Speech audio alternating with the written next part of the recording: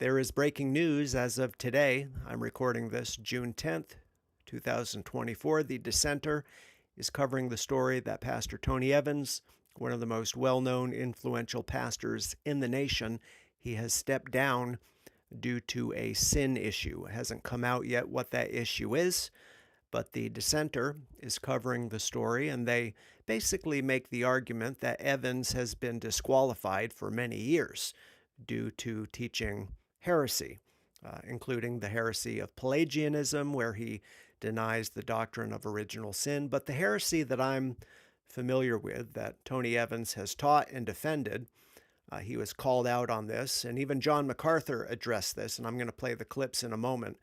But the heresy I'm most familiar with concerning Tony Evans is the heresy known as Trans-Dispensationalism. That seems to be a doctrine that Tony Evans himself made up. And basically it says that there will be many people in heaven who never trusted in Jesus, and they did the best they could with the light that they had. Actually, this is very similar to what Billy Graham told Robert Schuller on the Hour of Power broadcast. You can check out my video on that. But very similar to that, the idea that there are people who are going to heaven that they never heard about Jesus, never heard the gospel, but they did the best they can, so God will bring them to heaven. And we're just going to play the clips of Tony Evans talking about this. He's going to get pushback. He says, "I don't care. Yes, I know people call it heresy, but I don't care." And then John MacArthur is going to respond. So here it is. I'm painting a scenario where a person wants to know the true God, desires to know the true God. That gives God three options. One, God can send him a missionary, the traditional way.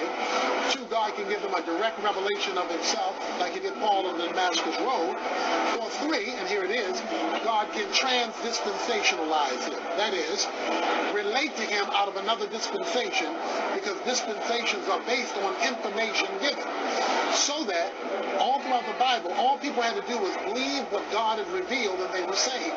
If a person believes, God, somebody's up there that created this, somebody created me, I don't know who he is, but I want to know him.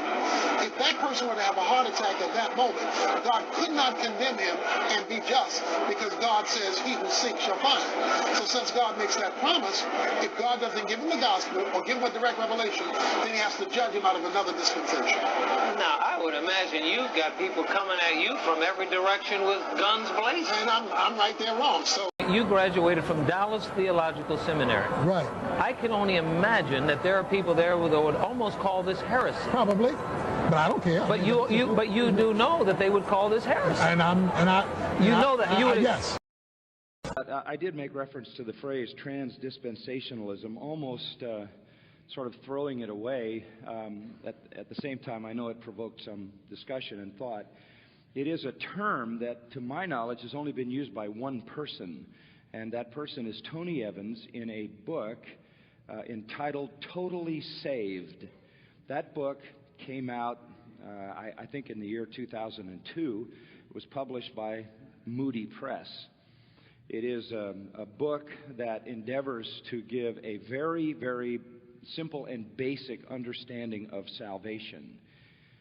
At the end of the book, there is a chapter in which the question comes up about people who have never heard the gospel.